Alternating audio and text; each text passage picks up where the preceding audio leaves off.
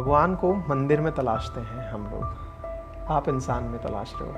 कौन हैं वो लोग जिन्हें अपना घर अपना लगता है? जो लोग रोड पे हैं, किसी को टीबी है, कैंसर है, एड्स है, मनोरोगी हैं, मंदबुद्धि हैं, मांग के नहीं खा सकते, कर के नहीं खा सकते, छीन के नहीं खा सकते। पैसे वालों के लिए तो बहुत से लोग काम करते हैं, लेकिन वो चिरंजी बाबा जिसने दम तोड़ा था तड़पते हुए, ऐसे लोगों के लिए कोई काम नहीं करता है। सरकार से कोई पैसा मिलता नहीं, मांगने कोई जाता नहीं। ठाकुर जी को चिट्ठी लिखी जाती है, और वो भी ऐसा नहीं कि वो चिट्ठी जो कहीं सोशल मीडिया पे वायरल की जाती हो, भेजी जाती हो, वो भी नहीं। सब अपना भाग्य लेके आते हैं।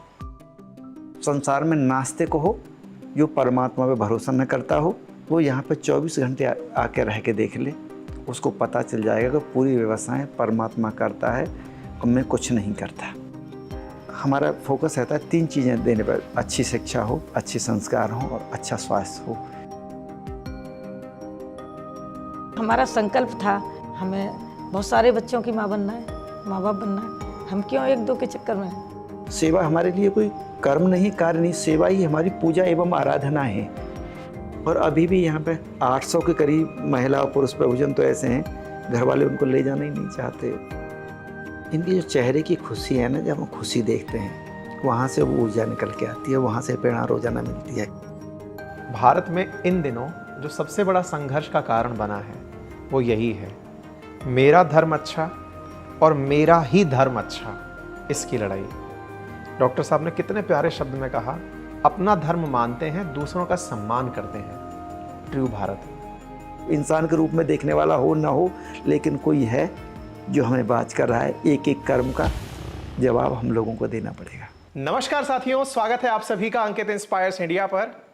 मैं हूं अंकित अवस्थी, लेकिन आज मेरे साथ में जिस तरह शब्द यूज मैंने कर रखा है अंकित इंस्पायर्स इंडिया, ये तो केवल बोल के कर रखा है। आज मैं आपको एक ऐसी शख्सियत से, और शख्सियत भी कपल के रूप में, मिलाने ले जा रहा हूं जो रियल में आप सबको इतना मोटिवेशन से लवरेज कर देंगे कि आपको लगने लगेगा कि जीवन में मानवता की सेवा क्या होती है। मिला रहा हूं आपको डॉक्टर भारद्वाज दंपत्ति से।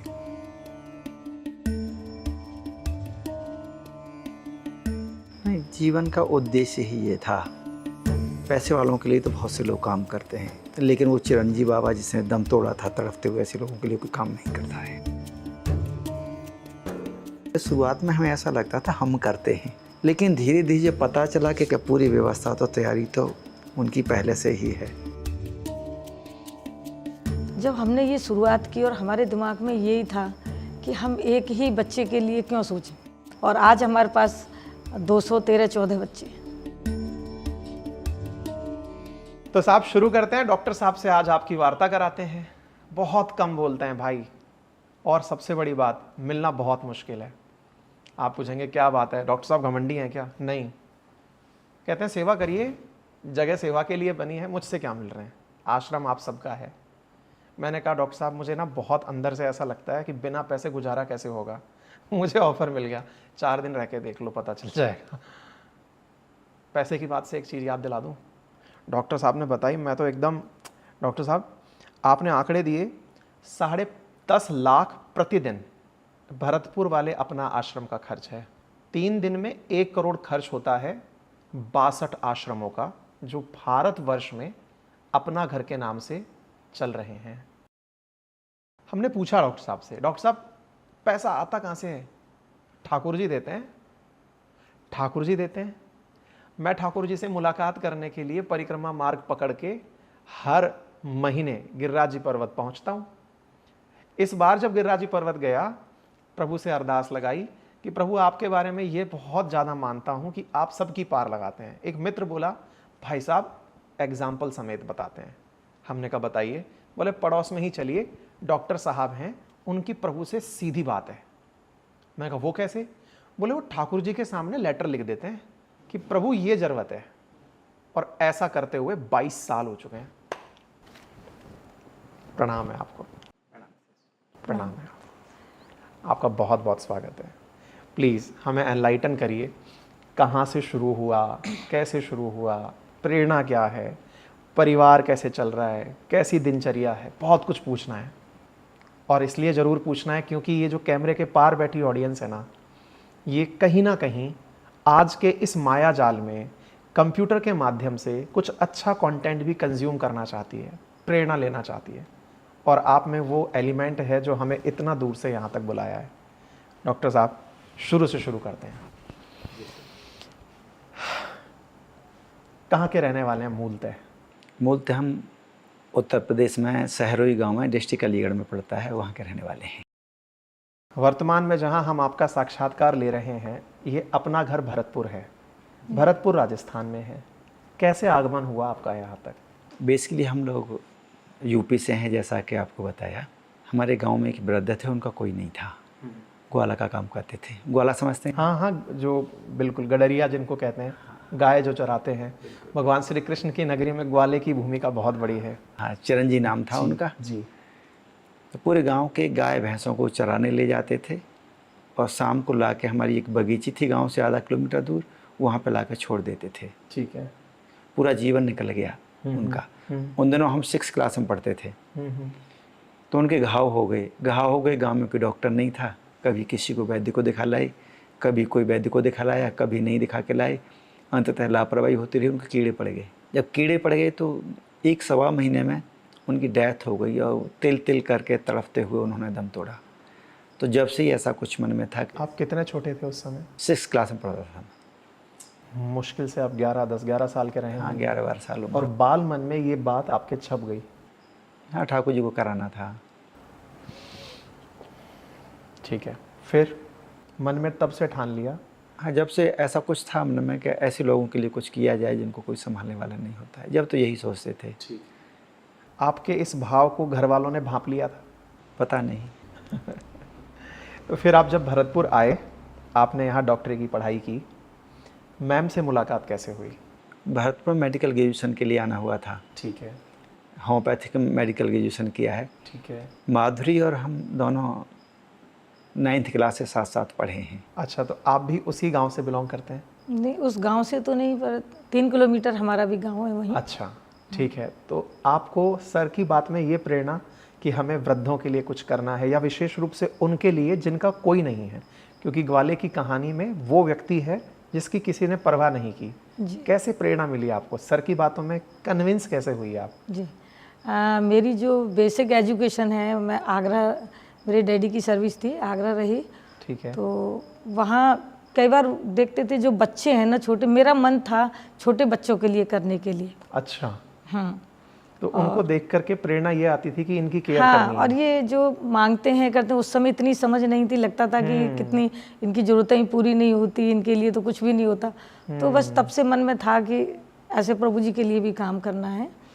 और उसके बाद जब हम लोग इधर खैर आ गए, खैर तहसील है हमारी। अच्छा। तो 12th तक पढ़ाई हम लोगों ने वहीं की है खैर में।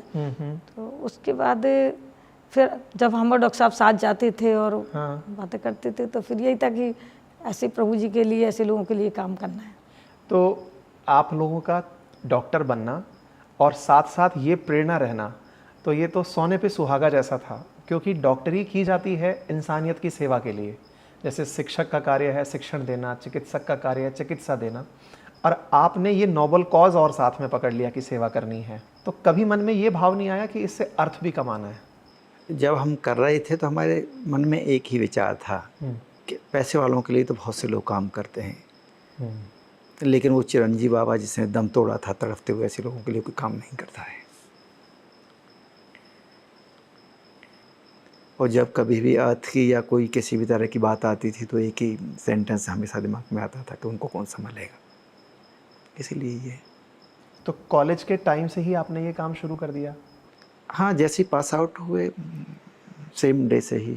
मेडिकल की पढ़ाई ही इसलिए की कि प्रभु जी की सेवा करने के लिए। मैं, पता है, सत्यता पहचानने के लिए आँखों में देखना होता है। सर के आँखों में आज भी चिरंजीवी बाबा को याद करके, सॉरी सर, मैं आपको वहाँ तक ले गया।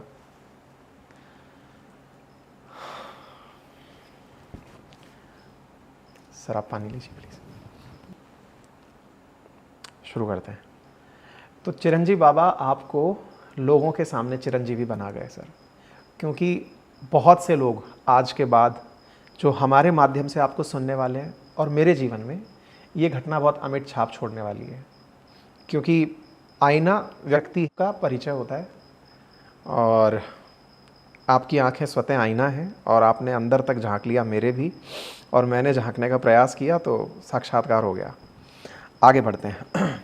फिर सर, आपने शुरुआत की, भरतपुर को चुना। यहाँ पर शुरुआती इंसिडेंट कैसे आपको वो व्यक्ति मिले जिनकी आपको सेवा करनी है?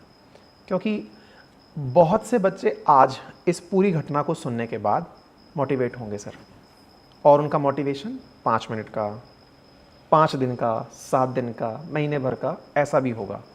कुछ लोग आज ही निकलेंगे, किसी वृद्ध को देख के कपड़े पहना के आएंगे, खाना खिला के आएंगे, कह के आएंगे बाबा दिक्कत हो तो अपना घर है, बता के भी आएंगे। इसको कंसिस्टेंटली आप आगे कैसे ले गए? नहीं, जीवन का उद्देश्य ही ये था, दूसरा कोई उद्देश्य तो था नहीं। तो कर पाऊँगा न कर पाऊँगा ऐसा तो कुछ दिमाग में आता नहीं है। पहली बार जो प्रभुजन मिले सर, हाँ, उनके साथ क्या रहा? एक्चुअली जैसे ही हमने पास आउट किया, दोनों काम साथ साथ शुरू किए ठीक है, कि इनके लिए खाने पीने की व्यवस्था कहाँ से होगी। ठीक है। तो ये मन में था। पहले शुरुआत में हमें ऐसा लगता था हम करते हैं, लेकिन धीरे धीरे जब पता चला कि करता तो वो है, जब पता चला कि पूरी व्यवस्था तो तैयारी तो उनकी पहले से ही है। तो सबसे पहले जो प्रभु जी थे, मैं क्लिनिक पे था भरतपुर में, डिस्ट्रिक्ट हॉस्पिटल के सामने भी एक क्लिनिक था। तो मुझे बताया कि वहाँ पे एक गांव है, वहाँ पे एक व्यक्ति है, कीड़ा पड़े हुए हैं और खिचड़ के वो व्यक्ति चल रहा है। मैंने क्लिनिक से गाड़ी उठाई, वहाँ पे उनके पास पहुँचा। कपड़ों में लेटरिन बाथरूम सब, पता नहीं कितने दिन से तो नहाए नहीं थे, बालों के गुत्थे बने हुए थे, जटाएँ बहुत लंबी लंबी थी, स्मेल आ रही थी। फिर गाड़ी में बैठाया। गाड़ी में बैठाने के बाद में, ये 7 बजे की बातें हैं, 7 बजे मैं क्लिनिक पे लेके आया। 8 बजे तक क्लिनिक का टाइम था, तो थोड़ी देर उनको वहाँ से कुछ मूंगफली दी, 250 ग्राम मूंगफली दी हमने तो लेके। तो वो तो छिलका सा है, तो उनको पूरी को चबा गए। पानी दिया तो हम तो उसी हिसाब से पानी दे रहे थे गिलास में, लेकिन वो 1 जग पानी को पी गए। फिर उनको 1 किलो केले खरीद के दिए, वो 1 किलो केले भी खा गए। उसके बाद उनको घर ले आए। घर लाके उनको खाना खिलाया तो उन्होंने 34 रोटी खाई, 34, और उनका नाम रख दिया, उनको रोटी राम कहने लगे फिर सभी, इतने ज़्यादा भूखे थे। और जब सुबह जब जगे, हम ऊपर थे, वो नीचे थे। ऊपर से माधुरी ने जब देखा तो माधुरी ने कहा कोई गाय आ गई है डॉक्टर साहब घर में, और काफ़ी गोबर पड़ा हुआ है नीचे। और जब हमने उनको नीचे आकर देखा, मालूम पड़ा कि उन्होंने वहाँ पर पूरी लैट्रिन कर रखी थी, पूरा कैंपस जो है ख़राब हो रहा था। तो वो हमारे सबसे पहले प्रभु जी थे जिनको हम लेके आए उनकी थोड़ा सा मानसिक स्थिति भी ठीक नहीं थी, मांगने की स्थिति में भी नहीं थे, कोई चल फिर नहीं सकते थे। पता नहीं कब से उनको भोजन नहीं मिला, कब से उनको, उनके पैर में घाव भी था। और कई बार क्या होता है, जब ऐसी स्थिति होती है, कहीं जंगल में झाड़ियों के पास एकांत में पड़े होते, तो वहाँ किसी की कई बार नज़र भी नहीं पड़ती, ये भी होता है। आज मैं जब एंट्री किया तो आज जो अपना घर आश्रम है, उसमें गेट पर घुसते ही लेफ्ट में अभिषेक भवन है, अगर मैं सही हूँ तो मुझे बताइए। और जब मैंने जाना प्रभुओं से कि ये क्या है, तो जवाब था कि जब कोई प्रभु ऐसे आते हैं जो कि कहीं से आए हैं, जिनके ऊपर गंदगी लगी है, वो कहीं ऐसी जगह बैठे थे जहाँ अपने सुध बुध में नहीं थे, तो उनका अभिषेक कराया जाता है, उनकी बाल कटिंग कराई जाती है, अच्छे कपड़े पहनाए जाते हैं, भोजन खिलाने से पूर्व उनकी कंप्लीट तैयारी की जाती है। और जब हम प्रभु जी से मिलने वार्ड में पहुँचे सर, मैं एहसास अपने ये साझा कर सकता हूँ कि मैं किसी प्राइवेट हॉस्पिटल के अंदर भी इतनी सफाई से रहते हुए प्रभु जियों को नहीं देखा।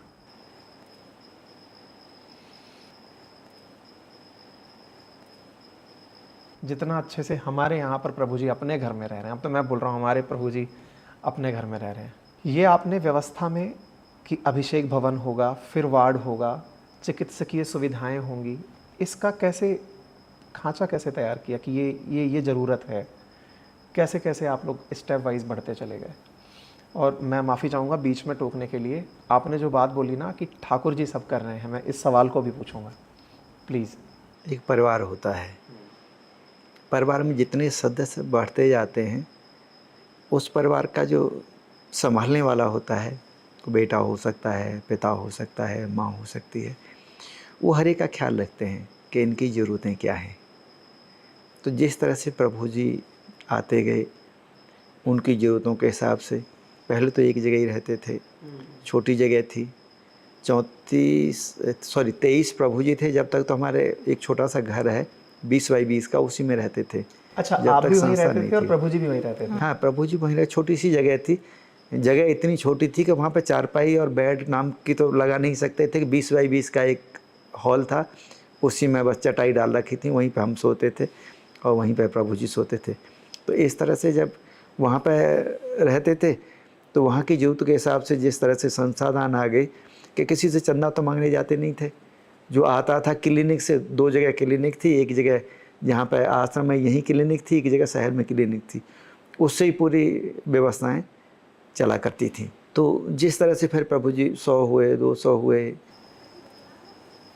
400 हुए, जैसे जैसे ज़रूरत हुई उसके हिसाब से हॉस्पिटल की व्यवस्था। अब यहाँ पे हॉस्पिटल है कैंपस में ही। हाँ, हमने देखा सर। हाँ, तो उस हॉस्पिटल में जनरल ऑपरेशन जितने भी हैं, गायनी के हैं, जनरल सर्जरी हैं, ये सभी ऑपरेशन इन हाउस हो जाते हैं, डेंटल सर्जरी इन हाउस हो जाती हैं।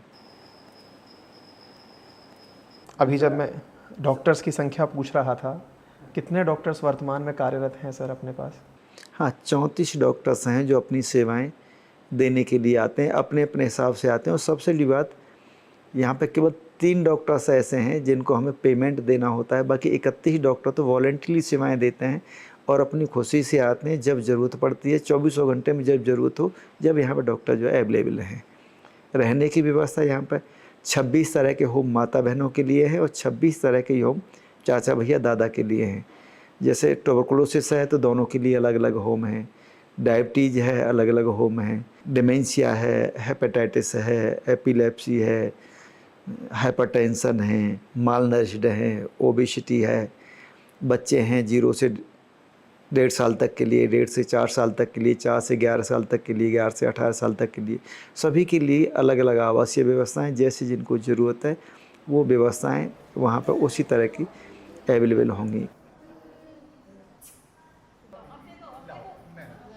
खाना भी डायबिटिक होम में अलग खाना जाएगा, कार्डियक होम में उनकी समस्या अलग भोजन जाएगा, जो ओबेसिटी वाले हैं जिनका वजन ज़्यादा है उनको अलग भोजन जाएगा, माल नरिश्ड हैं उनके लिए अलग भोजन जाएगा। सभी की ज़रूरत के हिसाब से पूरी व्यवस्थाएं जो भी ज़रूरत होती है उस तरह की उपलब्ध करा दी जाती हैं। सर, आज मैंने टेबल देखी, 6190 प्रभु जी थे आज जब मैं आया था। इतने सारे लोगों की भोजन की व्यवस्था कैसे होती है?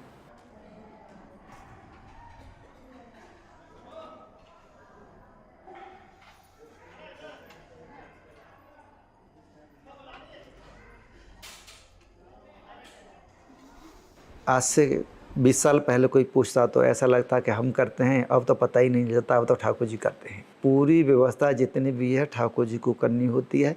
यहाँ पर रोज़ाना 15 कुंटल आटा लगेगा, वो ठाकुर जी को भेजना होता है। 6.5 कुंटल चावल लगेंगे, 7 कुंटल वो ठाकुर जी को भेजने हैं। दालें 3.5 कुंटल ठाकुर जी को भेजनी है, 1.5 कुंटल चीनी ठाकुर जी को भेजनी है, 30 कुंटल सब्जी की ज़रूरत होती है। जो भी ज़रूरत होती है, चाहे केवल ऐसा ही नहीं, वस्तुएँ खाने की हो, मेडिसिन हो, दाल चावल आटा हो, डॉक्टर हो, इंजीनियर हो, आर्किटेक्ट हो, ज़मीन हो, बिल्डिंग मटेरियल हो, सब ठाकुर जी के लिए रोज़ाना चिट्ठी लिख दी जाती है बोर्ड पर। और आवश्यक रूप से जो लिखा जाएगा वो आएगा ही आएगा।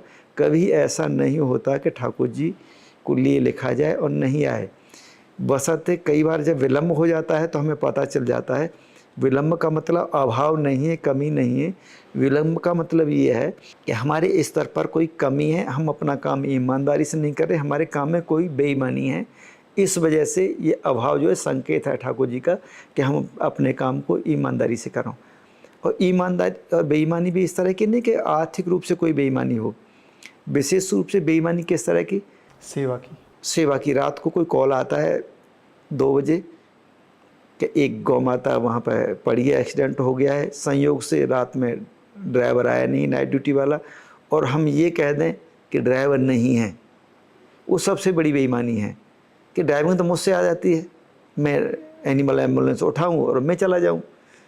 इस तरह की बेईमानी अगर हम करते हैं तो ठाकुर जी देखते हैं कि तुम बेईमानी करो, अपना काम ईमानदारी से करो। जब हम अपना काम ईमानदारी से करते हैं तो ठाकुर जी कर देते हैं। डॉक्टर साहब दिनचर्या क्या रहती है आपकी? सुबह 5:30 बजे के आसपास जगना होता, 4:30 से 5 बजे के बीच में जगना होता है। उसके बाद मैं 6:30 बजे तक अपनी दिनचर्या जो भी, और 6:30 बजे से राउंड पर चले जाना, सभी प्रभुजनों से एक बार सभी बिल्डिंगों में जाना, मेडिसिन जिनको देनी है, मिलना है, जो भी समस्याएं वो 12-1 बजे तक पूरी हो जाती है। उसके बाद फिर ऑफिस के जो भी कार्य होते हैं, दैनिक कार्य, उनको देख लेते हैं। उसके बाद में शाम को 8 बजे से लेके 10:30 से 11:30 बजे तक जो भी जितना भी टाइम लगता है, उसमें जो भी इस तरह के कार्य होते हैं जो दिन में समय नहीं मिलता है, थॉट लेवल के जो कार्य होते हैं या आइडियोलॉजी विचारधारा पे जो काम करने के कार्य होते हैं, वो फिर उस समय। एक बहुत ही व्यक्तिगत सवाल, भगवान को मंदिर में तलाशते हैं हम लोग, आप इंसान में तलाश रहे हो। मूर्ति पूजा, इंसान पूजा, ये एक है, ये कब जान लिया था? एक घटना हुई थी इनिशियली, जब हमारा क्लिनिक बहुत अच्छा चलता था, मतलब नंबर ऑफ पेशेंट शायद ठाकुर जी ने को अभाव न रहे इसीलिए किया होगा। तो उस समय तो हम डॉक्टर से भी नहीं लगते थे शुरुआत में। तो नंबर ऑफ पेशेंट ये मान के चलें कि 150 से 200 पेशेंट हम पर डे देखते थे। मैनेजमेंट नाम से कुछ नहीं आता था, बिल्कुल गांव की पृष्ठभूमि थी, तो ज़्यादा समझ भी नहीं थी मैनेजमेंट की, या सामाजिक ज्ञान भी बहुत ज़्यादा नहीं था। एक दिन क्या हुआ कि नंबर ऑफ पेशेंट बहुत ज़्यादा थे और हमारे यहाँ पे आटा ख़त्म हो गया था। माधुरी सुबह से ही कह रही थी 10-11 बजे से ही कि शाम को भी हमारे यहाँ रोटी नहीं बन पाएंगी, ये देख लो आटा नहीं है, आटा मंगा लो। तो नंबर ऑफ पेशेंट ज़्यादा रहे, जो स्टाफ था वो भी एंगेज रहा। कहते कैसे शाम हो गई 11 बजे के, शाम का तो कैसे भी माधुरी ने भोजन बना दिया। प्रभु जी भी थे, हम सब लोग थे।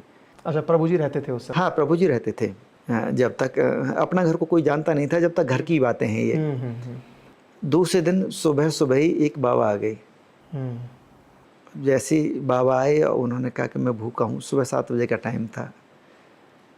मैंने ऊपर माधुरी को बताया, माधुरी बाबा है और इनको खाना खिलाना है। माधुरी ने कहा कि आपको पता ही है आटा तो बिल्कुल भी नहीं है, लेकिन जो परोथन होता है ना, जो आटा, हाँ, आटे पे लगाते हैं, जो रोटी पे लगाते हैं, जो मैंने कहा वो देखते हो, उससे 2 रोटी तो बन जाएंगी। जय हो। हाँ, तो उससे माधुरी ने 2 रोटी बनाई। 2 रोटी बना के मैं बाबा को दे के आया। तो मैंने कि माधुरी के पास में गया, दोबारा भी कुछ 3 रोटी बनी उसकी, तो अच्छा। 2 तो एक बार ले गए। हाँ। फिर दोबारा 1 रोटी देने गए तो वहाँ तो बाबा ही नहीं मिले, कोई दिखा ही नहीं हमें। तो डॉक्टर साहब ने कहा पता नहीं कहाँ गए बाबा। हाँ, खूब देखा, मतलब इतना कहीं दूर भी दूर नहीं तक था। कहीं नहीं, जंगल में घर है, ऐसा भी नहीं कि भाई कोई इधर गली में चले गए। हाँ, जंगल में था, वहाँ पे वो मिले नहीं। और उनके आधे घंटे बाद ही एक आदमी एक बैग लेके आटे का आ गया कि मैं अपना घर को देने के लिए आया हूँ। ओहो। तो जब से पता चला कि पूरी व्यवस्था ठाकुर जी करते हैं। आप जब बातें बता रहे हो ना, मेरे रोए खड़े हो जा रहे हैं। ये साक्षात्कार ईश्वर का था और वो आपको निमित्त बना रहे थे कि अपनी सेवा अपने इस तरह से ले। क्योंकि मैं इस बात को मान रहा हूँ कि परमात्मा ने ना सेवा के लिए, कहते हैं कि जन जन में ईश्वर विराजमान है, और उस जन जन में ईश्वर की सेवा करने का जो नज़रिया है वो मानवता है, मानवता की सेवा, और वो आप जो कर रहे हैं। तो फिर ये अपना घर शब्द कैसे दिमाग में आया, और कब से आपने कहना शुरू किया कि ये अपना है, कि कोई भी वृद्ध है तो ये अपना है? ये तो शुरू से ही था। शुरू से ही ये था कि जो भी आएंगे असहाय लावारिस बीमार के रूप में, उनको सबको अपनाएंगे। लेकिन जब हमें इतनी अकल नहीं थी कि दुनिया में इतने लोग हैं, हम सोचते थे पूरे जीवन में 50-100 मिल जाएंगे, 200 मिल जाएंगे, इससे ज़्यादा मिलेंगे नहीं, और इतनी व्यवस्थाएं तो हो ही जाएंगी। तो ये शुरुआत तो वेरी बिगिनिंग से, शुरुआत से ही अपना घर नाम रखा था कि अपना घर ही, कि शुरुआत से अपना घर की थी। फिर बनाया, एक ज़मीन खरीदी, पहले 2 बीघा ज़मीन खरीदी, उसमें निर्माण कार्य शुरू किया, वो बना के तैयार हुआ तो अपना घर वो शुरू से ही। अच्छा डॉक्टर साहब, अभी ना बहुत से ऑडियंस इस बात को समझते हुए ये समझ रहे होंगे कि आप लोगों की सेवा कर रहे हैं, लेकिन वो लोग कौन से हैं जिनकी आप सेवा कर रहे हैं?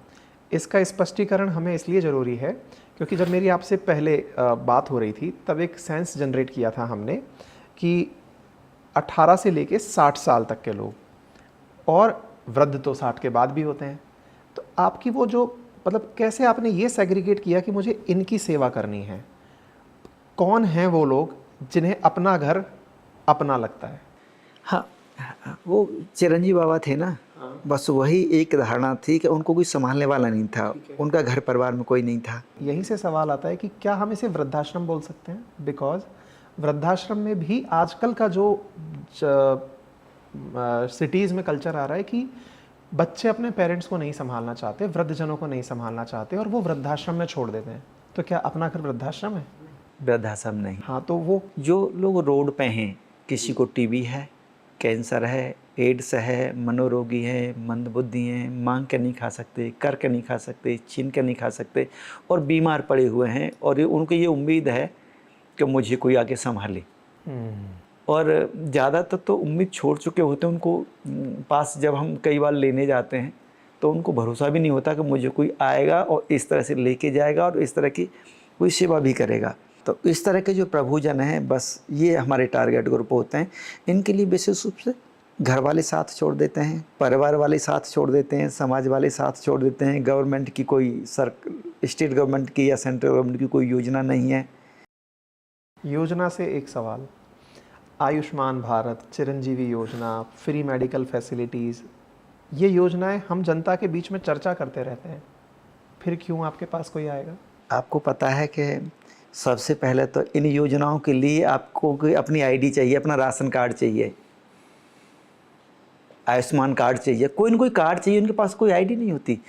इनके लिए तो अगर हॉस्पिटल में अगर एडमिट होना है, हॉस्पिटल का लाभ लेना है, किसी सरकारी योजना का लाभ लेना है, तो आपको पात्रता चाहिए। पात्रता के लिए क्या चाहिए? पहचान पत्र चाहिए। इनके पास तो कोई आईडी नहीं होती है।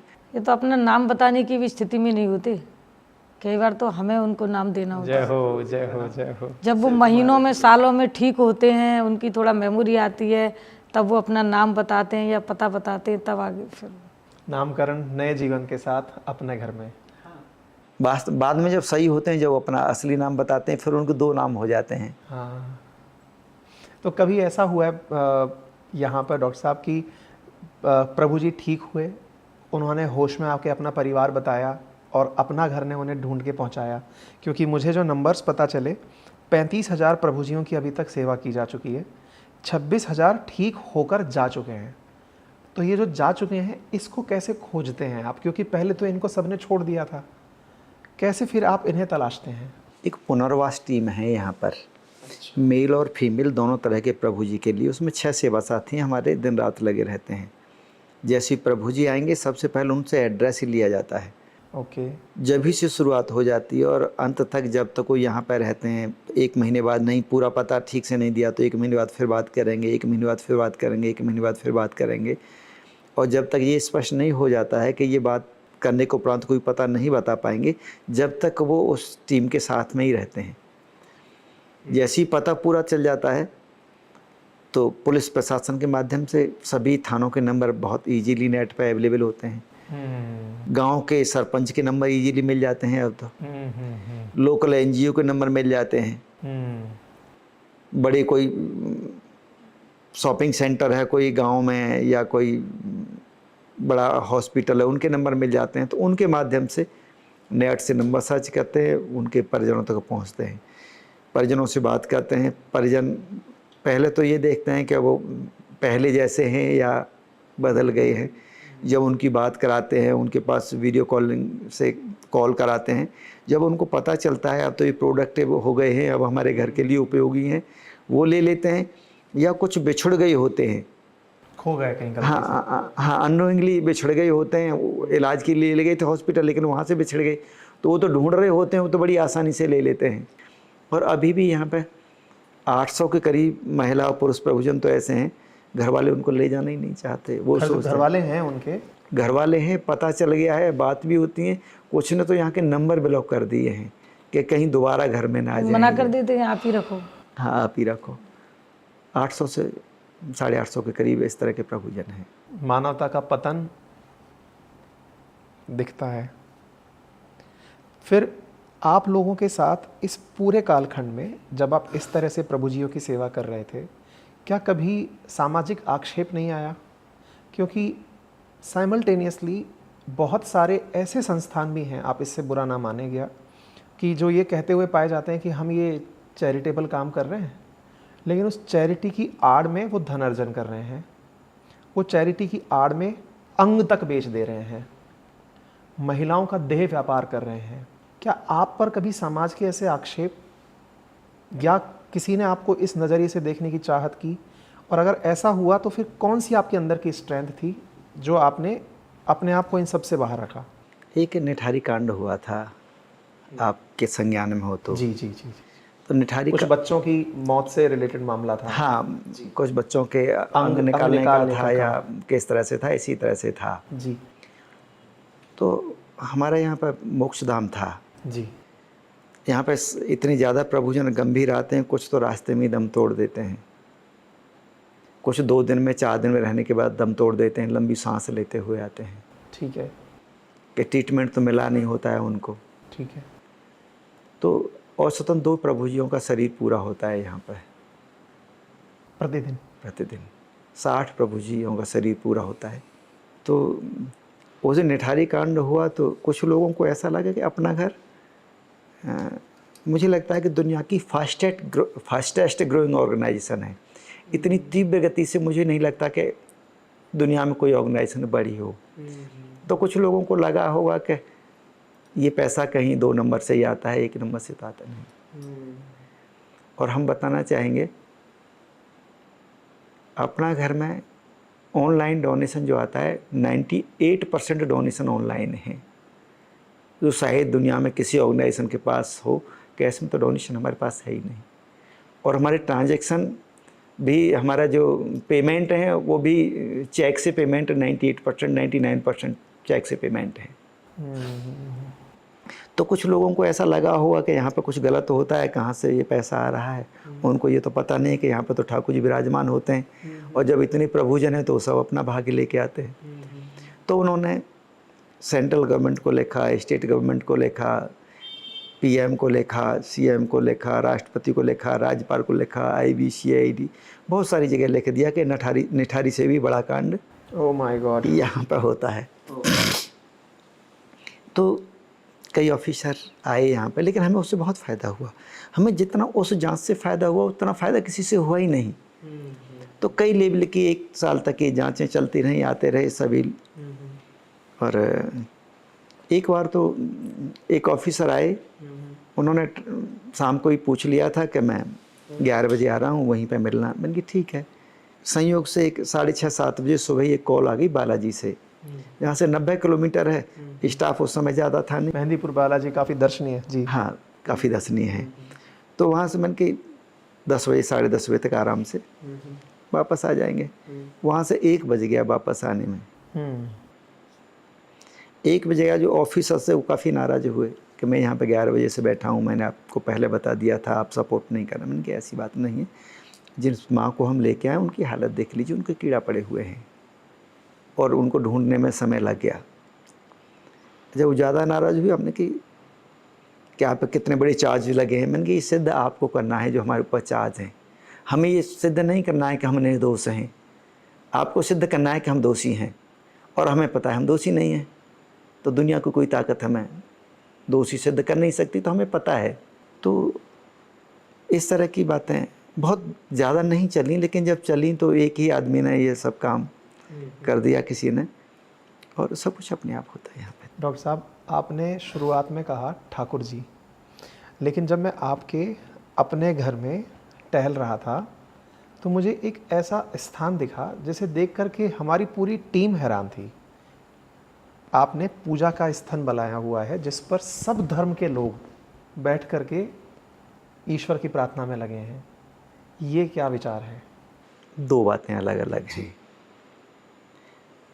हमारे लिए सभी धर्म समान हैं, लेकिन दोनों में अंतर क्या करते हैं हम लोग? अपने धर्म का पालन करते हैं, दूसरों के धर्म का सम्मान करते हैं।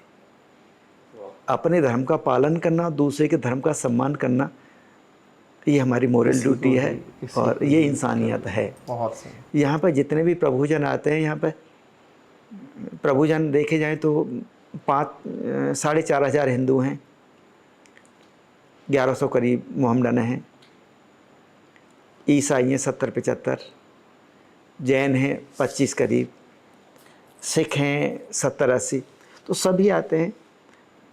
तो हमारा जो उद्देश्य होता है यहाँ पर लाके, ये नहीं होता है कि इनको भोजन दे दी जाए, दवाई दे दी जाए, वस्त्र दे दिए जाए, इत्र कर दिए जाए। हमारा जो उद्देश्य होता है, हम कोशिश करते हैं कि इनको खुश कैसे रख सकते हैं। तो मुझे आप बताइए मैम, अभी आप कुछ बता रहे थे कि आपके यहाँ पर प्रभु जी रोजे भी रखते हैं, जी। क्या है उनका मतलब सिस्टम, कैसे मैनेज करते हैं फिर आप? सिस्टम जैसे सुबह उनके पूरा हम लोग पता करके रखते हैं कि कितने बजे, डेली का उनका टाइम चेंज होता है सुबह रोजे खुलने का। हाँ, हाँ, हाँ, और शाम को भी शुरू होने का, खुलने का।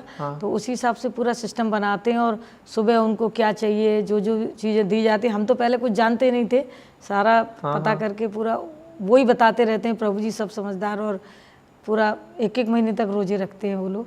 और एक बार तो कहा मम्मी आप, मैंने कहा ठीक है, उन्होंने उसका मैं भी एक बार रोजे रही। अच्छा।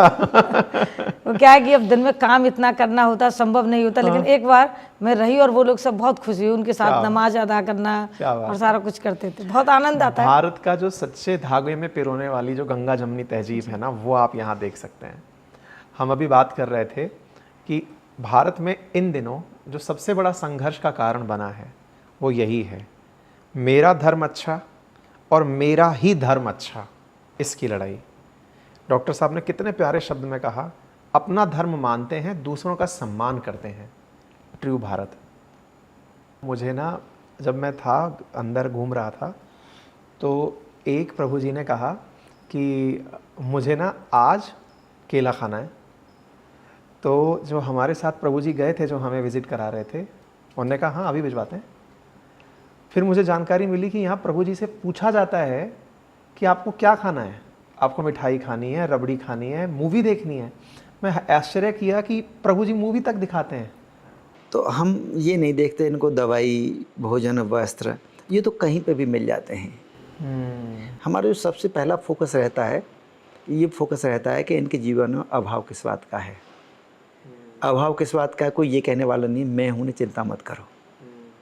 तो सबसे पहले तो ये उनके अंदर कॉन्फिडेंस हो जाए कि यहाँ पे मेरे अपने हैं, और जिससे मैं मन की बात कह सकता हूँ या कह सकती हूँ, और जो मैं कहूँगा वो पूरी होगी ही होगी। तो उसी क्रम में हमारा इसमें कुछ लगता नहीं, सबसे बड़ी बात इसमें कुछ लगता नहीं है। कोई नमाज अदा कर रहा है और कोई प्रार्थना कर रहा है, तो क्या फ़र्क पड़ता है। उनका अपनी एक पद्धति है, उनकी दूसरों की अपनी पद्धति है, तीसरों की अपनी पद्धति है, उनको उसी में खुशी मिल रही है, उसी में खुश में। अच्छा, इसमें तो कुछ लगाना ही नहीं पड़ा, और हम बाउंडेशन कर दें कि भाई ठीक है आप तो यहाँ पर हिंदू धर्म का ही करोगे। तो क्यों हिंदू धर्म, क्यों हम तो सब धर्म हैं और सभी धर्मों को समान रूप से हम लोग देखते हैं। दूसरा, इनके लिए खाने पीना किस वजह से, एक समय था जब प्रभु जी खुल के अपनी बात नहीं कह सकते थे, जैसा हम देते थे वैसा खा लेते थे, जैसा पहनाते थे वैसा पहन लेते थे, जहाँ सुला देते थे वहाँ सो जाते थे, उनकी इच्छाएं नहीं थी। फिर थोड़ा थोड़ा करके कुछ प्रभु जी ने बताने लगे कि मुझे ये चाहिए वो चाहिए। तो हमने कहा कि सामान्य रूप से अगर हमें इनको प्रभुजनों को खुश रखने के लिए काम करना है, तो उनकी सब बातें हम नोट करते हैं कि आज प्रभु जी ने क्या कहा, क्या बताया, क्या डिमांड की। उन डिमांडों को हम इकट्ठा करते जाते हैं, फिर वो पूरी कैसे होंगी उस पर एक्शन करते हैं हम लोग। सही मायने में अपना घर, कहते हैं ना, घर में आपको ज़रूरत है तो आप बताइए, घर में अपनों को बताइए। तो यहाँ पर रियल में मैंने ये चीज़ देखी, और आज मैं देख करके आश्चर्य किया। मैं डॉक्टर साहब से पूछूंगा, क्योंकि मैं अलग से घूम के आया हूँ। यहाँ पे मैंने शॉपिंग सेंटर तक देखा है, और उसमें पता चला है कि टोकन दिया जाता है कि ये लेके जाओ, ये नोट है, वो टोकन से जाके सामान खरीदो। बोले कुछ माता जो हमारी यहाँ पर हैं, बुआएं जो यहाँ पर हैं, बोले उनमें से किसी को चाहिए कि उन्हें चूड़ी खरीदनी है, किसी को मांग भरनी खरीदनी है, किसी को कंगा खरीदना है, कुछ यहाँ पे जाएंगी वो लेकर आएंगी। तो मुझे ये याद आया, कहते हैं ना कि महिलाओं को शॉपिंग की आदत होती है, आपने वो आदत भी खुशी के लिए यहाँ पे रखी हुई है। ये शॉपिंग सेंटर जो है ये महिलाओं के लिए ही है। एग्जैक्टली। तो उनकी पसंद जो भी होती है, और उसमें भी उनके ब्रांड नेम होते हैं। अच्छा। हाँ, फिर क्रीम लेनी है तो फेयर एंड लवली ही लेनी है, किसी को वीको लेनी है, किसी को बोर प्लस लेनी है, मतलब पाउडर भी लेना है तो इसी तरह से लेना है। तो फिर साबुन तो लेना ही लेना है, सब यूज करेंगे, क्रीम सब यूज करेंगे, पाउडर सब यूज करेंगे, तेल सब करेंगे, चूड़ी सब करेंगे, बिछुआ सब करेंगे, तो क्यों न उनकी पसंद का दे दिया जाए। इसमें कोई अंतर नहीं आता, केवल इस सिस्टम का अंतर आता है, हम उनकी भावनाओं का ख्याल करते हैं, बस इतना अंतर आता है, इसके अलावा कोई अंतर नहीं होता। तो हमने विचार किया कि हम इन प्रभुजनों को, सभी को बीमार हालत में हैं, संभाला भी नहीं जा सकता, इनको तो बाजार ले जा नहीं सकते, तो हम छोटा सा बाजार यहीं पे क्यों न बना दें। तो यहीं पे क्यों न बना दें, तो यहाँ पे एक थिएटर बना दिया, उसमें 186 सीटर 100 रोजाना चलता है, और अपने आपसे प्रभुजन शो देखने के बाद वो अपने कैफेटेरिया एक दिन पहले उनसे डिमांड लेते हैं कि भी क्या खाओगे आप? हाँ, वो अलग अलग होता है ना कि भी आज इस वार्ड से जाएंगे, आज यहाँ से जाएंगे, तो उनसे पहले पूछते हैं, तो वो फिर उनकी पसंद के 3-4 आइटम। अच्छा, उनको पहले मूवी दिखाई जाती है, पसंद की मिठाई खिलाई जाती है, और फिर शॉपिंग भी कराई जाती है। हाँ, मिठाई नहीं, जैसे उनको आइसक्रीम की इच्छा है तो आइसक्रीम बनती है, पॉपकॉर्न की है तो पॉपकॉर्न बनेंगे, इडली डोसा जो भी है, हाँ, जो कोई भी मिठाई है जो उनकी चॉइस है। 34 आइटम बनते हैं, 34 आइटम्स कैफेटेरिया में बनते हैं, उनमें से कुछ जो भी डिमांड होती है, केवल वेज हो बस इतनी बाध्यता है। इसके अलावा कोई बाध्यता नहीं। जो यहाँ पे कैफेटेरिया में नहीं बनता है, वो अगर भरतपुर में मिलेगा, आगरा में मिलेगा, दिल्ली में मिलेगा, जहाँ से मिलेगा उनको मंगा के जरूर दिया जाएगा। ऐसा नहीं है कि डॉक्टर साहब आप ना इतनी बड़ी बात बता रहे हो।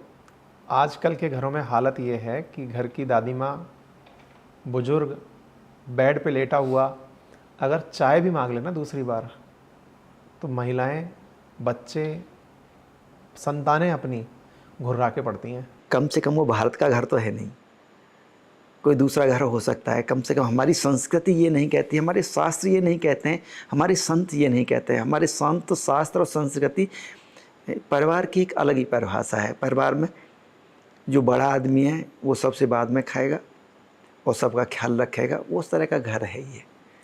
डॉक्टर साहब, वृद्धजनों को लेकर के ना, ये जो आपने एक लाइन बोली थी कि ये प्रोडक्टिव नहीं बचे, ये पता नहीं लोगों के दिमाग में कंसीव होता जा रहा है कि अब तो ये काम का ही नहीं बचा, अब तो ये खाली बैठा है, अब क्या करेगा। और आपके मैं यहाँ देख रहा हूँ मेजॉरिटी वृद्ध हैं, हर उम्र के हैं, लेकिन उसमें वृद्ध भी हैं। अब ऐसी स्थिति में आप उनकी खुशी के लिए इतना ख्याल रख रहे हो। चिरंजीवी बाबा है, मैं भी मान रहा हूँ, लेकिन हर दिन आप कैसे मतलब उनको देखते हैं कि इनकी अंतिम यात्रा को खूबसूरत बना रहे हैं आप, कैसे देखते हैं इस चीज़ को? प्रेरणा बताओ ना, चिरंजीवी बाबा के साथ में और कुछ भी जो रोज़ आपको प्रेरित कर रही है। इनकी जो चेहरे की खुशी है ना, जब हम खुशी देखते हैं वहाँ से वो ऊर्जा निकल के आती है, वहाँ से प्रेरणा रोजाना मिलती है। किसी के चेहरे पर उदासी होती है तो उदासी न रहे, इसके लिए हमें काम करना होता है कि किस तरह से हमेशा हंसते खेलते और मुस्कुराते हमेशा रहें। उनकी जीने की जो चाह है ना, वो दिखाई देती है कि हाँ, अब ये अपने उस दौर से निकल के इनके अंदर भी उत्साह है जीवन जीने का। ये ना इंसान में जब वो जीवन में खुद के दम पर कुछ करने लगता है तो उसके अंदर एक भाव आ जाता है कि ये मैं कर रहा हूँ। और आपने ना आज मुझे एक बहुत अच्छा आंसर दिया कि शुरुआत में वो भाव था, कुछ दिनों बाद चला गया कि मैं कुछ नहीं कर रहा हूँ, सब ठाकुर जी कर रहे हैं। और घर में ना हर आदमी इस अहंकार से ग्रसित है, कुछ अंश मुझ में भी है। जब मैं मेरे बच्चों को डांटता हूँ, कल से मैं नहीं डांटूंगा, जो मुझे लगता है ना कि ये मैं कर रहा हूँ, तुम ऐसा क्यों नहीं कर रहे हो। लेकिन आपने आज मुझे गुरु पूर्णिमा के दिन वरिष्ठ जनों का सम्मान और आपने मुझे ज्ञान दे दिया है। मेरे जीवन में एक बहुत बड़ा लेसन है कि हम दूसरे को कंट्रोल करने की जो गलती करते हैं, गलत है। नहीं, यहाँ पर तो अगर आप देखेंगे ना, अब यहाँ पर जो भी हो रहा है सब अपने आप हो रहा है, यहाँ पर कोई करता नहीं है। कोई भी आदमी संसार में नास्तिक हो, जो परमात्मा पे भरोसा न करता हो, वो यहाँ पर 24 घंटे आके रह के देख ले, उसको पता चल जाएगा कि पूरी व्यवस्थाएं परमात्मा करता है और मैं कुछ नहीं करता। यहाँ पे पूरी व्यवस्था अपने आप होती है। यहाँ पे कोई कमाने वाला नहीं है। दुनिया का ऐसा घर हो जिसमें रोजाना 10 लाख 10.5 लाख रुपए खर्च होते हो, कमाने वाला कोई हो नहीं, और फिर भी सब अपने आप आ जाते हैं। सरकार से कोई पैसा मिलता नहीं, मांगने कोई जाता नहीं, ठाकुर जी को चिट्ठी लिखी जाती है, और वो भी ऐसा नहीं कि वो चिट्ठी जो कहीं सोशल मीडिया पे वायरल की जाती हो, भेजी जाती हो, वो भी नहीं लिखी जाएगी, केवल बोर्ड पे ऑफिस में ही लिखी जाएगी, उसके अलावा कहीं लेकिन सब आता है, सब अपना भाग्य लेके आते हैं। दोस्तों मैं ना डॉक्टर साहब से पूछ रहा था कि डॉक्टर साहब बहुत कुछ करने का मन करता है लेकिन डर लगता है कि यदि ये कर दिया तो ये छूट जाएगा, ये कर दिया तो ये छूट जाएगा। डॉक्टर साहब ने कहा 4 दिन रह लो बस यहाँ पे आकर के, आपको पता चल जाएगा आप कुछ नहीं कर रहे हो, सब प्रभु कर रहे हैं। और सच है, जो जीवन स्तर यहाँ पे मैंने आज वृद्धों का देखा, इतनी साफ सफाई। डॉक्टर साहब मैं हैरान रह गया, बेड के नीचे कमोड लगाया हुआ है। ये क्रिएटिविटी डेफिनेटली नयापन है, ये मतलब पेटेंट होने वाली चीज़ है। बेड के नीचे कमोड, ऊपर सिस्टम लगा हुआ है, ये क्या है डॉक्टर साहब? हुआ क्या, एक मैं ये तो यहाँ की हमने बताया ना, हमें जब ऐसा लगता है कि इनके लिए क्या ज़रूरत है, हमारा फोकस उसी पर रहता है, और तो कोई जीवन में है नहीं सोचने के लिए। हमें लगा कि बड़ी तकलीफ़ होती है, हड्डी टूटी हुई है, उठा के गोद में ले जाएंगे, कोई हड्डी टेढ़ी हो जाएगी, कुछ हो जाएगा, तो क्यों नहीं यहीं पे ऐसी कोई डिवाइस लगा दी जाए, उसको तैयार कर दिया जाए जो यहीं से हो जाए। आप जो कह रहे हैं ना साफ़ सफाई वाला, अभी यहाँ पे जेपी नड्डा साहब और वसुंधरा जी आई थी। अच्छा। तो वसुंधरा जी ने, हमारे वीरपाल सिंह सर हैं जो यहाँ पे बहुत बड़ा काम देखते हैं, उनके साथ में थी, उनसे 3 बार पूछा कि ऐसी सफाई यहाँ रोजाना होती है? और उसके बाद भी वो मेरे साथ थी, तो फिर मुझसे भी पूछा कि आप ये बताओ माधुरी जी, ये हम आए हैं इसलिए हुई है या हमेशा ऐसी है?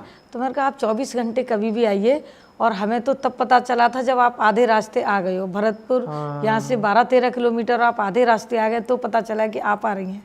साहब मैं सफाई देख के हैरान हो गया। हाँ, तो साफ़ सफाई में तो जो भी आते हैं ना, वो यही कहते हैं ज़्यादातर कि यहाँ पर रोज़ाना ऐसी होती है, और जो रोज़ाना आते हैं उनको पता है कि हाँ रोज़ाना ऐसी होती है। और सबसे ज़्यादा प्रभु जी हैं, गंदगी करने वाले कहीं भी कर देते हैं। हाँ। अब सफाई का तो ये एक तरफ से होती आती है, दोबारा फिर वहीं से शुरू हो जाती है। यहाँ पर 17 से प्रभु जी ऐसे हैं जो लैट्रिन बाथरूम वस्त्रों में करते हैं। पूरे इंडिया में एक जगह कहीं इतनी लैट्रिन साफ़ नहीं होती होंगी जितनी यहाँ पे हाथ से रोज़ाना साफ़ होती हैं। 17 से प्रभु जी ऐसे हैं। उसके बाद भी क्योंकि हम अपने घर को साफ़ नहीं रखेंगे, हुआ क्या है कि हम इसको मंदिर कहते हैं, तो हमारे लिए मंदिर है, आप समझ सकते हो। आप हमारे लिए ये पूजा है, प्रार्थना है। अपना घर की जो शुरू होती है ना सेवा, हमारे लिए कोई कर्म नहीं, कार्य नहीं, सेवा ही हमारी पूजा एवं आराधना है।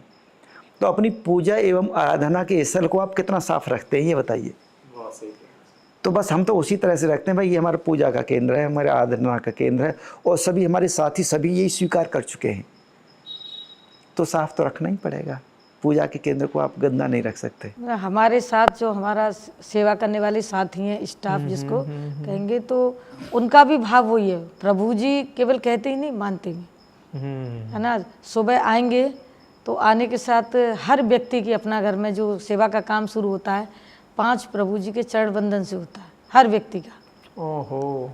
जैसे आप मंदिर में जाएंगे, मंदिर में जाकर धूप लगाएंगे, ऐसे यहाँ होता है। तो यहाँ पर 5 प्रभु जी के सामने धूप लगानी पड़ेगी आते ही सभी को। 500 सेवा साथी तो पेड है यहाँ, 500 से ज़्यादा हो गया तो वो हों, जो भी सामने 5 प्रभु जी हैं उनको हाँ। अच्छा, चरण स्पर्श करना। केवल यही नहीं कि पदाधिकारी वो सेवा साथी करते हो, स्टाफ ही करता हो, सेवा पदाधिकारियों का भी यही है। अपने हाथ से अभी कल अभिषेक हुआ है, अभिषेक यहाँ पर विशेष चलता है। जो भी पदाधिकारी हैं, अध्यक्ष हैं, सचिव हैं, कोषाध्यक्ष हैं, अन्य पदाधिकारी हैं, और जो भी भरतपुर से आएंगे, जुड़े हैं, आना चाहते हैं सेवा में, वो आएंगे, वो अपने हाथ से प्रभु जी को नहलाएंगे, स्नान कराएंगे, सौंफ साफ करेंगे, सब काम अपने हाथ से करते हैं। अच्छा, तो एक दिन फिक्स भी होता है इस चीज़ का कि किसी को आना है देखने के लिए, करने के लिए सेवा, या फिर प्रतिदिन ऐसा सिस्टम होता है? नहीं, प्रतिदिन कभी भी, कभी भी। अच्छा, कभी भी आ जाए। वो एक दिन पहले वो बता देते हैं कि बड़े ग्रुप में आते हैं तो एक दिन पहले बताना होता है कि 50-40 आएंगे, तो एक दिन पहले बताना होता है। 1-2 आ रहे हैं तो कभी भी आ जाएं। जय हो। यहाँ पे आलोक रंजन जिला कलेक्टर थे यहाँ पे, उन्होंने खुद आके प्रभु जी का अभिषेक किया। एक दिन खुद उन्होंने आए, प्रभु जी को नहलवाया, सब काम किया। ये स्थिति है। धन्य है भरतपुर की धरा। डॉक्टर साहब, हालांकि इतने सारे क्वेश्चंस पूछने के बाद मेरे जवाब ख़त्म हो चुके हैं, मतलब सवाल ख़त्म हो चुके हैं, लेकिन एक सवाल मेरी ऑडियंस के लिए पूछना चाह रहा हूँ मैं मेरे को आंसर मेरे सारे मिल चुके हैं। आपसे शुरुआत में मैंने पूछा था, आप दोनों संतान उत्पत्ति नहीं किए, मुझे तो समझ में आ चुका है कि ये पूरा परिवार आपका अब अपना है, अपने ही अपने हैं, इतनी संतानें हैं। कैसे एक दूसरे को समझाया, समाज को कैसे समझाया? और आज तक हर आदमी को सबसे बड़ा जो डर है ना, 6 प्रकार के डर बताए गए हैं बुद्धिजीवियों द्वारा, उसमें सबसे बड़ा डर है कि मैं चला जाऊंगा, मेरे बाद मेरों का क्या होगा? आप ही बताइए, शुरुआत आपसे करिए, क्योंकि महिला समाज में सबसे ज़्यादा महिलाओं से ही पीड़ित है। ये मैं नहीं, शेक्सपियर की एक पर्टिकुलर इस पर पंक्ति है कि महिला की सबसे बड़ी दुश्मन महिला है, वुमन जेलेसी के ऊपर। आपने कैसे हैंडल किया और कैसे कन्विंस किया? मेरा शुरू से मन था बच्चों के लिए काम करने का, ठीक है। ये था। तो जब हमने ये शुरुआत की और हमारे दिमाग में यही था कि हम एक ही बच्चे के लिए क्यों सोचें, 1 या 2 बच्चे के लिए। हमारे पास इतने बच्चे होंगे ना, और आज हमारे पास 213-14 बच्चे हैं। और जब हम किसी चीज़ का एक संकल्प ले लेते हैं ना, संकल्प का मतलब होता है जिसका कोई विकल्प नहीं होता। तो ये हमारा संकल्प था कि हमें बहुत सारे बच्चों की माँ बनना है, माँ बाप बनना है। हम क्यों 1-2 के चक्कर में, है ना? और वही अगर कोई ये कहता है कि भाई इसको कौन संभाले, ये करे, इतने सारे बच्चे हैं ना, संभालने की हम क्यों चिंता करेंगे? और हम कौन सा श्योर हैं कि अगर 1 या 2 है वो विरासत को संभाल ही लेंगे, हम या कोई भी व्यक्ति। डॉक्टर साहब, विरासत का सवाल था। तो ये है कि ये विरासत वाली कहानी आपने कैसे समझाई खुद को? तो अब तो इतना बड़ा मैं देख रहा हूँ, अपना घर जिला घोषित हो जाना चाहिए। इतना मैं तो कह रहा हूँ कि ये कई बार लगता है मिनी इंडिया। मिनी इंडिया है भाई ये, मतलब इसको अपने आप में थोड़े दिन बाद चुनाव कराने लगोगे आपकी, यहाँ वार्ड का चुनाव हो रहा है। तो हमारे इतने बच्चे हैं कि उन सब के बीच में बहुत खुश हूँ, बहुत अच्छा लगता है, बहुत सारे बच्चों के साथ में। डर नहीं लगता मेरे बाद क्या? डर तो जब हो जब मैं संभाल रहा हूँ, जय हो, मेरी जागीर हो, जय हो। या मुझसे कुछ ये जुड़ा मैं हुआ लाइन हो। पकड़ गया। एक्चुअल में ये ठाकुर जी कर रहे हैं। जो आज सोच रहा है इसके लिए वो कल नहीं सोचेगा। आज भी तो ठाकुर जी सोच रहे हैं इसके लिए, आज भी तो उन्होंने संभाल रखा है, वो कल नहीं संभालेंगे। होता क्या है कि हम अपनी ड्यूटी को ईमानदारी से करें, दूसरे के कार्यों में हस्तक्षेप न करें। ये तो सीधा सीधा हस्तक्षेप है, करना ठाकुर जी की सोच हम रहें। बिना मतलब के आ बैल मोए मार, ये कहावत है गाँव की। तो तकलीफ़ें मोल लेने का तरीका है ये। इसको ठाकुर जी चला रहे हैं, ठाकुर जी चलाएंगे, और दुनिया में ऐसी कोई शक्ति नहीं है। अगर हम सब लोग अपना ईमानदारी से काम करते रहें, अपने कर्म को ठीक से करें, तो कहीं लेस मात्र भी तकलीफ़ कभी भी आने वाली नहीं। और सिद्धांत हमेशा सर्वाइव करते हैं, सिस्टम हमेशा सर्वाइव करता है। अभी आप देखिए सिस्टम में हमें ये पता होता है 61 आश्रम और 62 आश्रमों में भी किस बेड पर बेडशीट नहीं है, किस पिलो पर पिलो कवर नहीं है, किन प्रभु जी ने खाना नहीं खाया तो दूध दलिया फल में से क्या दिया, किसने दिया, कितनी मात्रा में दिया, इतना तक हम लोगों को पता होता है। सिस्टम काम करता है, सिस्टम काम करेगा। इंसान का काम है सिस्टम बना के सही तरीका व्यवस्थित करना, और संसाधन देना परमात्मा का काम। उसने 33 करोड़ देवता इसलिए छोड़ रखे हैं कि आप जाओ, जहाँ जहाँ मेरा काम हो रहा है वहाँ वहाँ मेरी व्यवस्था करो। हाँ, जिस दिन ये मेरा कार्य हो जाएगा मैं करूँगा, उस दिन यहाँ पर तकलीफ़ ही तकलीफ़ें होंगी। उस दिन मुझे सोचना पड़ेगा मेरे बाद कौन चलाएगा, क्योंकि काम तो उनका है ना। तो मेरा सोचने का काम ही नहीं है, हमारा सोचने का काम ही नहीं है किसी भी स्तर पर। सब चलेगा, बहुत अच्छी तरह से चलेगा, अब से ज़्यादा अच्छा चलेगा, क्योंकि वो चला रहे हैं, उनका अपना काम है। अपना काम हम है। सोच रहे हैं मान इतना के चला रहे हैं, पूरी दुनिया चला रहे हैं। ये भ्रम होता है, इस भ्रम को तोड़ना पड़ेगा। डॉक्टर साहब, एक सवाल और, यहाँ पर हमने देखा बच्चे हैं, बच्चों के बारे में जब जाना पता चला उनकी माताएं भी हैं। माताएं और बच्चे आप तक कैसे पहुँचे? वृद्धजन का तो आपने मुझे बताया। यहाँ पर माता बहनें आती हैं, गर्भवती हालत में आती हैं। गर्भवती हालत में आती हैं तो उनको फिर संभाला जाता है, ट्रीटमेंट कराया जाता है। ट्रीटमेंट के बाद में जब डिलीवरी का टाइम हो जाता है तो उनको डिलीवरी कराई जाती है। डॉक्टर साहब, माताएं गर्भवती तो हॉस्पिटल जानी चाहिए, आपके पास क्यों आती हैं? वो कौन सी माताएं हैं? जो या तो घर से बिछड़ गई किन्हीं कारणों से, या घर वालों ने छोड़ दिया मंदिर, मस्जिद, चर्च, गुरुद्वारे के सामने कि यहाँ भोजन मिल जाएगा। छोड़ते समय वो ये नहीं देखते कि इन बहन को संभालेगा कौन, इसका भाई बनकर रक्षा कौन करेगा। वो छोड़ देते हैं। समाज की स्थिति इसी से पता चलता है।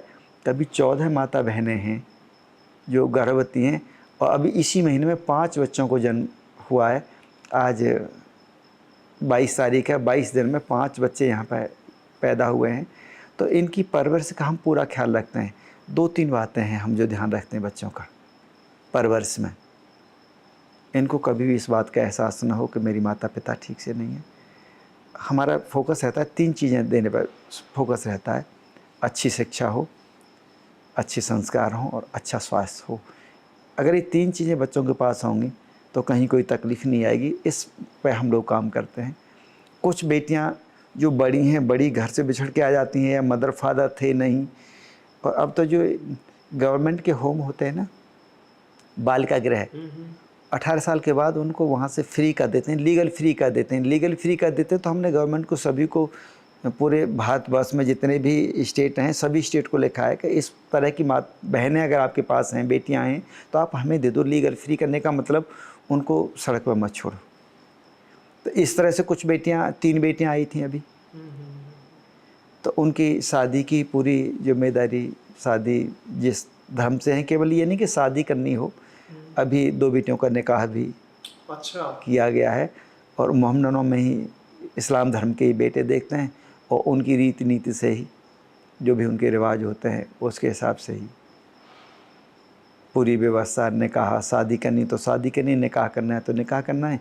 और अंतिम समय में भी जैसे प्रभु जी का शरीर पूरा हो जाता है, 2 शरीर रोज़ाना पूरे होते हैं, जो जिनको दफनाना है तो हम दफनाने कब्रिस्तान ही लेके जाते हैं। वहाँ पर लास्ट राइट भी उनके धर्म के अनुसार ही हम लोग करते हैं। ऐसा नहीं केवल हिंदू धर्म के हिसाब से कर दो, तो वहाँ पर भी हम लोग ख्याल रखते हैं। वो नहीं है भले ही, लेकिन कोई तो हो जो देख रहा है हमारे कर्मों को, उस पर हमारा पूरा फोकस रहता है कि कोई दूसरा देखने वाला हो, इंसान के रूप में देखने वाला हो ना हो, लेकिन कोई है जो हमें बात कर रहा है। एक एक कर्म का जवाब हम लोगों को देना पड़ेगा। चाहे शादी है, त्योहार है, अंतिम संस्कार है, ये तो होने ही उनके धर्म के अनुसार चाहिए। हमने अपना घर स्कूल भी देखा, इसका कंसेप्ट कैसे आया? जब हमारे बच्चे बड़े हो गए, अभी 100 बच्चे हैं जो अपना घर के स्कूल में जाते हैं।